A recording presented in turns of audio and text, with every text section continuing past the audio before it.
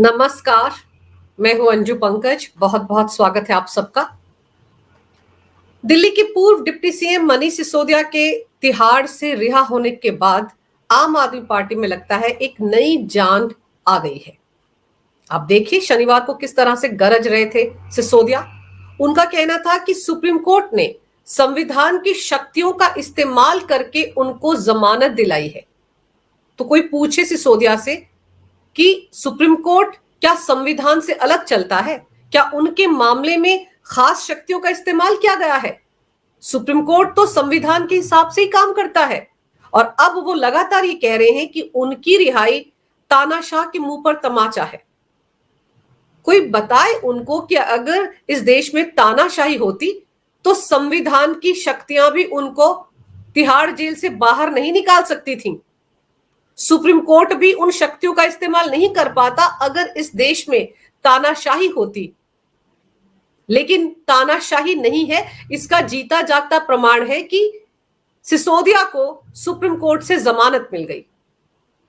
तो ऐसे में सिसोदिया को और उनकी पार्टी के नेताओं को समझ में आना चाहिए कि अगर तानाशाही होती तो सिसोदिया कभी बाहर ही नहीं आते और अरविंद केजरीवाल भी बाहर नहीं आ पाएंगे अगर इस देश में तानाशाही है। तो ये जो तानाशाही वाला राग आम आदमी पार्टी के नेता अलापते रहते हैं, उनको अब समझ में आ जाना चाहिए कि इस देश में कानून है, कानून व्यवस्था है, सुप्रीम कोर्ट है, अदालतें हैं, वो निष्पक्ष होकर फैसले ले सकती हैं।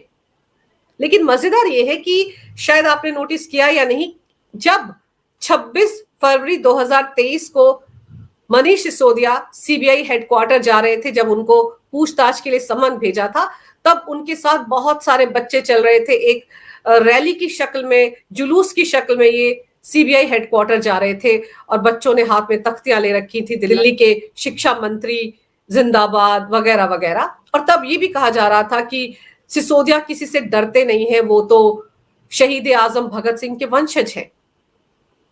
बार बार कई मौकों पर, चाहे अरविंद केजरीवाल हो, संजय सिंह हो, आतिशी मारलेना हो या सौरभ भारद्वाज हो, सबने ये बात कही कि आम आदमी पार्टी तो भगत सिंह की वंशज है। और फिर कोई वो तस्वीर कैसे भूल सकता है जहां पर बैठकर अरविंद केजरीवाल और उनकी पत्नी सुनीता केजरीवाल तथाकथित प्रेस कॉन्फ्रेंस करते हैं। पीछे एक तरफ शहीद आजम भगत सिंह की तस्वीर लगी हुई है और दूसरी तरफ बाबा साहेब अंबेडकर की तस्वीर लगी हुई है। लेकिन जब से सिसोदिया तिहाड़ जेल से बाहर निकले हैं, उन्होंने एक बार भी भगत सिंह का नाम नहीं लिया। जेल से निकलने के साथ ही उन्होंने कहा कि जैसे ही सुप्रीम कोर्ट से जमानत का ऑर्डर आया, उन्होंने बार बार बाबा साहेब अंबेडकर को नमन किया, नमस्कार किया। वो उनके कृतज्ञ हो गए क्योंकि संविधान की शक्तियों का इस्तेमाल करते हुए उनको जमानत मिली। संविधान की वजह से ही उनको जमानत मिली। ऐसा लगता है कि किसी ने अच्छे तरीके से सिसोदिया को समझा दिया था कि लोकसभा चुनाव में संविधान बदल देगी बीजेपी अगर 400 पार का आंकड़ा उनको मिल गया, संविधान के साथ खिलवाड़ करेगी, संशोधन करेगी। ये पट्टी उनको पढ़ा दी गई थी। ये जो फेक नैरेटिव क्रिएट किया गया था इंडी गठबंधन की तरफ से, इसकी बदौलत ही बीजेपी 241 सीटों पर सिमट गई और जो एनडीए है उसको 293 सीटें मिली। तो ये गणित अच्छे तरीके से सिसोदिया को समझा दिया गया था और इसीलिए सिसोदिया ने बाहर निकलते ही संविधान का गुणगान करना शुरू कर दिया कि संविधान की वजह से वो बाहर आए। संविधान की शक्तियों ने ही उनको जमानत दिलाई। सुप्रीम कोर्ट ने संविधान की शक्तियों का इस्तेमाल किया। वो दिल्ली के शिक्षा मंत्री थे। आतिशी मारलेना तो कहती हैं कि दिल्ली में शिक्षा के क्षेत्र में जो क्रांति हुई है उसके वो जनक हैं। तो जब वो इतने बड़े जनक हैं, इतने बड़े शिक्षाविद हैं, जिनके शिक्षा मॉडल की पूरी दुनिया में तारीफ होती है, जिनके बारे में न्यूयॉर्क टाइम्स में छपता है, वो बात अलग है कि पैसे देकर वो खबरें छपवाई जाती हैं, एडवर्टाइजमेंट्स थी वो, लेकिन फिर भी वो बहुत बड़े शिक्षाविद हैं। तो उनको पता होना चाहिए कि ये देश संविधान से ही चल रहा है। सुप्रीम कोर्ट हो या सरकार हो, सबके सब संविधान के दायरे में रहकर ही काम कर रहे हैं। तो उनको जो जमानत मिली है वो भी कानून के दायरे में रहकर मिली है। कोई नया काम सुप्रीम कोर्ट की तरफ से नहीं किया गया।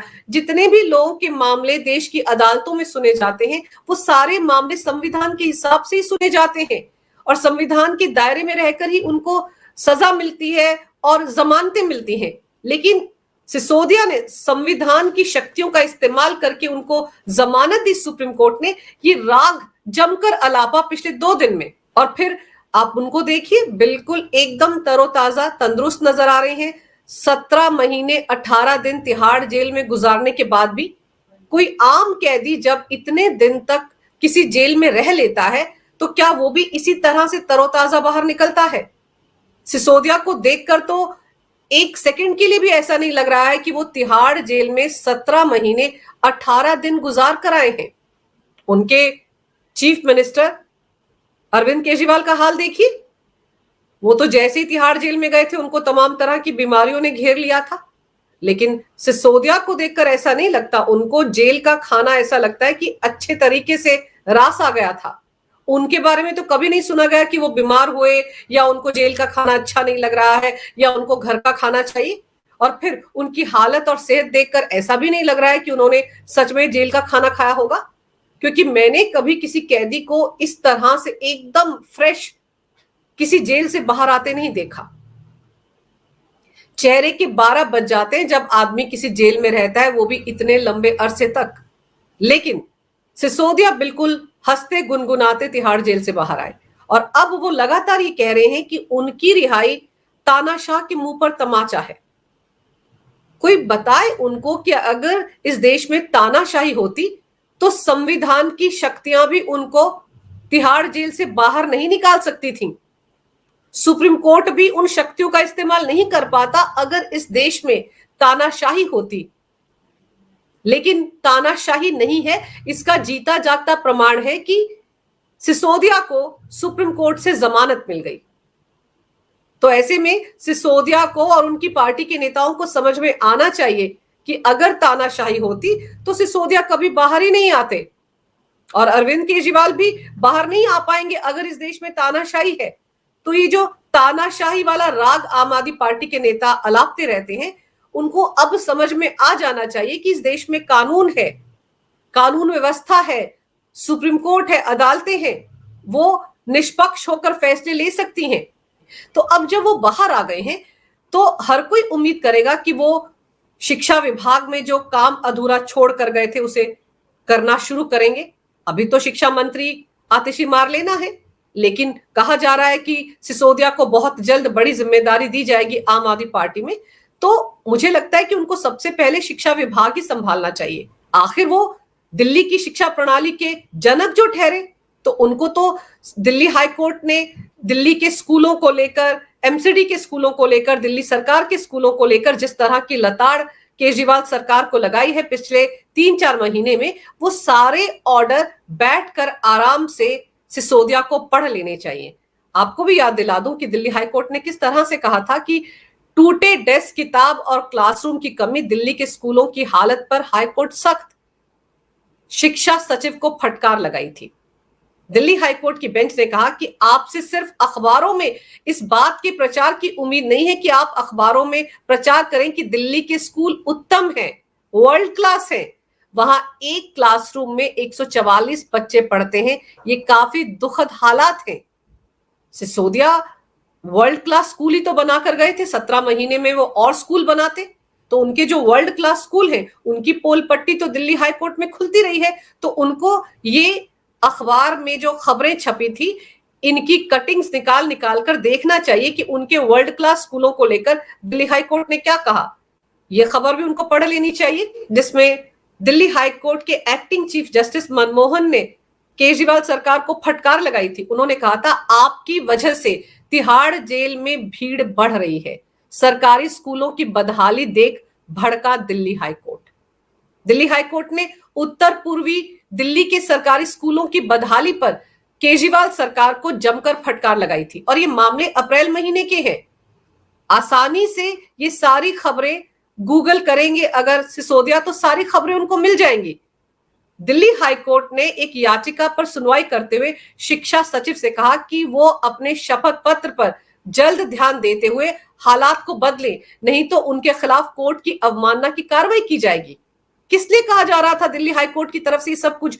क्योंकि वो देख चुके हैं दिल्ली हाईकोर्ट के जज की दिल्ली के स्कूलों की हालत क्या है। तिहाड़ जेल में 10,000 कैदियों की कैपेसिटी है, लेकिन 23,000 से ज्यादा कैदी वहां पर रह रहे हैं। सिसोदिया तो जेल से अभी आए हैं, उनको पता होगा कि क्या हालत है इस वक्त तिहाड़ जेल की। तो शिक्षा नीति में कमजोरी है, इसलिए बच्चे ठीक से पढ़ नहीं रहे हैं और अपराध की तरफ जा रहे हैं। इसलिए तिहाड़ जेल में आपकी शिक्षा नीति की वजह से भीड़ बढ़ रही है। ये बहुत सख्त टिप्पणी दिल्ली हाईकोर्ट ने की थी। इसके बारे में पूरी खबर क्या है ये सिसोदिया को देखना चाहिए। आगे देखिए क्या कहा था कोर्ट ने। एक क्लास में 144 बच्चे, टूटी डेस्क और टिन की छत, उत्तर पूर्वी दिल्ली के स्कूलों के हाल पर दिल्ली हाईकोर्ट ने फिर फटकार लगाई थी केजरीवाल सरकार को। कोर्ट ने कहा था कि इतनी गर्मी में इन स्कूलों में बच्चे जो हैं उनके पास बिल्डिंग के नाम पर कुछ नहीं है, टीन की छतों के नीचे पढ़ाई करने को मजबूर हैं ये बच्चे। और जाने माने एडवोकेट हैं अशोक अग्रवाल, उनकी तरफ से दायर की गई जनहित याचिका पर दिल्ली हाईकोर्ट ने सुनवाई की थी। आगे देखिए, जिस शिक्षा मॉडल का ढोल पीटती है आम आदमी पार्टी, दिल्ली हाईकोर्ट ने उसका बैंड बजाया। दिल्ली हाईकोर्ट ने कहा स्कूलों की हालत खराब, प्रचार की जगह काम करे केजरीवाल सरकार। हो सकता है सिसोदिया को इस बारे में कुछ ना पता हो, तिहाड़ जेल में उन तक की जानकारी ना पहुंच रही हो। वो कोई केजरीवाल थोड़े हैं कि पल पल की जानकारी उन तक कोई पहुंचाए। सिसोदिया को तो पता ही नहीं होगा कि उनके स्कूलों को लेकर बाहर दिल्ली हाईकोर्ट ने किस तरह से उनका बैंड बजाया है। लेकिन अब जब वो बाहर आ गए हैं तो उनको पढ़ना चाहिए कि हेडलाइंस क्यों थी। मनीष सिसोदिया को ये देख लेना चाहिए कि उनके शिक्षा मॉडल की दिल्ली हाईकोर्ट में किस तरह से धज्जियां उड़ी हैं। और फिर आप ये देखिए कि संजय सिंह क्या कह रहे हैं। संजय सिंह का कहना है कि मनीष सिसोदिया की रिहाई के बाद भाजपाई लगातार कह रहे हैं कि सिर्फ जमानत ही तो हुई है। हमारे कार्यकर्ता और दिल्ली के लोग बीजेपी की विधानसभा चुनाव में जमानत जब्त करवाकर उनसे कहेंगे कि केवल जमानत ही तो जब्त हुई है। अब आप सोचिए किस तरह का बेतुका बयान है ये। दिल्ली वाले आम आदमी पार्टी के साथ कितने हैं ये तो लोकसभा चुनाव में ही पता चल गया था। तब तो अरविंद केजरीवाल जो अंतरिम जमानत पर बाहर आए थे, उन्होंने खुद दिल्ली वालों से ये अपील की थी कि अगर दिल्ली वाले चाहते हैं कि अरविंद केजरीवाल तिहाड़ जेल से जल्द बाहर आ जाए तो उन्हें झाड़ू का बटन दबाना चाहिए, और अगर वो नहीं चाहते हैं तो कमल का बटन दबाएं। तो दिल्ली वालों ने तो 7 सीटें बीजेपी को दे दी, यानी कि झाड़ू का बटन नहीं दबाया, यानी कि वो नहीं चाहते थे कि केजरीवाल तिहाड़ जेल से बाहर आए, और उन्होंने इसलिए झाड़ू का बटन नहीं दबाया और कमल का बटन दबा दिया। तो पहले ही दिल्ली वाले फैसला कर चुके हैं कि वो भ्रष्टाचार के मुद्दे पर आम आदमी पार्टी के साथ नहीं है, सिसोदिया और केजरीवाल के साथ नहीं है। जब दिल्ली में विधानसभा चुनाव होंगे तब देखा जाएगा। और दूसरे पंजाब में भी अगर पंजाब के लोग आम आदमी पार्टी के साथ होते तो 13 की 13 सीटें आम आदमी पार्टी को मिलती, लेकिन वहां पर तो कांग्रेस का पलड़ा भारी रहा, ले देकर 3 सीटें ही तो मिली आम आदमी पार्टी को। तो पंजाब के लोग भी तो आम आदमी पार्टी के साथ नहीं है। पता नहीं क्यों वो लोकसभा चुनाव के नतीजों के बारे में सोच ही नहीं रहे हैं। अभी लगभग 2 महीने पहले ही तो नतीजे आए हैं। दिल्ली की जनता ने तो दिखा दिया कि वो बीजेपी के साथ है, लेकिन इसके बावजूद संजय सिंह को लगता है कि वो विधानसभा चुनाव में बीजेपी के उम्मीदवारों की जमानत जब्त करवा देंगे। अब इसको ओवर कॉन्फिडेंसी कहा जाएगा। और दूसरी तरफ अरविंद केजरीवाल है, जिन्होंने कोविड काल में जिस वक्त दिल्ली के लोग ऑक्सीजन के एक एक सिलेंडर के लिए तरस रहे थे, उस वक्त उन्होंने सिविल लाइंस इलाके में 45 करोड़ से लेकर 53 करोड़ रुपए खर्च करके अपने लिए शीश महल बनवाया था। अब पीडब्ल्यूडी विभाग के जिन जिन अधिकारियों ने वो शीश महल बनवाया था, नियम कायदों को ताक पर रखकर उन पर गाज गिरने का कार्यक्रम शुरू हो चुका है। शनिवार को 3 और ऐसे इंजीनियर हैं जिन पर गाज गिरी है। केंद्रीय लोक निर्माण विभाग यानी सीपीडब्ल्यूडी ने अपने 3 वरिष्ठ इंजीनियर्स को निलंबित कर दिया है। निलंबित किए गए इंजीनियर्स में दिल्ली लोक निर्माण विभाग में तैनात रहे उस वक्त के प्रधान मुख्य अभियंता अशोक कुमार राजदेव, मुख्य अभियंता प्रदीप कुमार परमार और अधीक्षक अभियंता अभिषेक राज हैं। ये तीनों अधिकारी इस समय दिल्ली से बाहर तैनात हैं। वर्तमान में राजदेव और परमार गुवाहाटी में तैनात हैं और अभिषेक खड़गपुर में तैनात थे। इन तीनों पर भी आरोप है कि इन्होंने नियम कायदों को ताक पर रखकर अरविंद केजरीवाल का शीश महल बनवाया था। और इससे पहले जुलाई महीने में एलजी के सक्सेना ने कार्यकारी इंजीनियर विनय चौधरी और सहायक इंजीनियर रजत कांत को निलंबित कर दिया था और इन दोनों पर कार्रवाई के लिए सीडब्ल्यूडी को पत्र लिखा था, जिस पर सीडब्ल्यूडी ने कार्रवाई करते हुए 3 इंजीनियर्स को शनिवार को निलंबित कर दिया है। और गौर करने वाली बात यह है कि इस पूरे मामले की सीबीआई जांच पड़ताल अभी चल रही है। और गौर करने वाली बात यह है कि 7 अधिकारी जब इनको विजिलेंस विभाग ने पिछले साल नोटिस जारी किया था तो ये सब के सब दिल्ली हाईकोर्ट पहुंच गए थे, वहां पर इनकी याचिका खारिज हुई। इसके बाद ये सुप्रीम कोर्ट चले गए। इन्होंने विजिलेंस विभाग के कारण बताओ नोटिस का जवाब देना मुनासिब नहीं समझा, बल्कि ये अदालतों के चक्कर काटने लगे और सुप्रीम कोर्ट से भी इनको जोरदार झटका लगा था। सुप्रीम कोर्ट ने कहा था कि आप सीएटी यानी कैट में जाएं, सेंट्रल एडमिनिस्ट्रेटिव ट्राइब्यूनल में जाएं। ये ट्राइब्यूनल में भी गए थे, वहां पर भी इनको जोरदार झटका लगा और उसके बाद अब इनके खिलाफ कार्रवाई हो रही है और लगभग 7 के 7 इंजीनियर जो शीश महल को बनाने में शामिल रहे हैं उन सबके खिलाफ कार्रवाई हो चुकी है। अब इंतजार हो रहा है कि सीबीआई जांच में क्या कुछ सामने आता है और उसके बाद पता चलेगा कि अवैध तरीके से ये जो शीश महल बनाया गया है दरअसल किसकी सांठगांठ से बना। पीडब्ल्यूडी विभाग जिस वक्त ये शीश महल बनाया गया था उस वक्त पीडब्ल्यूडी विभाग सत्येंद्र जैन के पास था और आपको याद होगा कि 37 पन्नों का एक डॉक्यूमेंट लीक किया गया था जिसमें यह पता चला था कि धांधली करके वित्त विभाग से भी 45 करोड़ रुपए की निकासी की गई थी। कागजों में 10 करोड़ से ज्यादा का पैसा एक साथ नहीं निकाला गया, बल्कि 9 करोड़ से कम की राशि एक बार में निकाली गई। तो ये सारी जो धांधली हुई शीश महल को लेकर उसमें सीबीआई जांच चल रही है और बहुत जल्द दूध का दूध पानी का पानी हो ही जाएगा। लेकिन जब इस तरह की कार्रवाई पीडब्ल्यूडी के इंजीनियर्स के खिलाफ हो रही है तो अरविंद केजरीवाल जो तिहाड़ जेल में इस वक्त बंद है वो भी डरे सहमे हैं, क्योंकि उन्हें ऐसा लग रहा है कि कल को वो रिहा हो जाएंगे तो पता नहीं तिहाड़ जेल से निकलने के बाद वो शीश महल में रह पाएंगे या नहीं, क्योंकि अगर शीश महल को अवैध घोषित कर दिया गया तो फिर वो कहां रहेंगे। और फिर वो ये भी कह रहे हैं कि बस 24 घंटे में केजरीवाल भी बाहर आने वाले हैं। अब क्या पता उनको पता हो अंदर खाने कोई बात हुई हो, कोई डील हुई हो, क्योंकि जब सिसोदिया को शुक्रवार को जमानत मिलने वाली थी तो एक दिन पहले आम आदमी पार्टी के सभी नेताओं को पता था, उन रिपोर्टर्स को भी पता था जो आम आदमी पार्टी को कवर करते हैं। अब सवाल तो यही उठता है कि 6 अगस्त को जिस मामले की सुनवाई हुई और उस मामले का फैसला सुरक्षित रख लिया गया था, वो फैसला आने से पहले कुछ लोगों को कैसे पता था। तो अगर सिसोदिया की तरफ से कहा जा रहा है कि 24 घंटे के अंदर अरविंद केजरीवाल भी रिहा हो जाएंगे और फिर सत्येंद्र जैन भी बाहर आ जाएंगे, तो उनकी बातों पर अब यकीन कर लेना चाहिए। तो चलिए देखते हैं अगले 24 घंटे में क्या कुछ होता है आम आदमी पार्टी में। अगर आपको ये वीडियो अच्छा लगे तो कृपया इसे लाइक करें, शेयर करें। अगर आप पहली बार मेरे चैनल पर आए हैं तो कृपया मेरे चैनल को सब्सक्राइब करना ना भूलें। मेरे चैनल को अपना पूरा समर्थन दें। ये वीडियो देखने के लिए बहुत बहुत धन्यवाद। नमस्कार।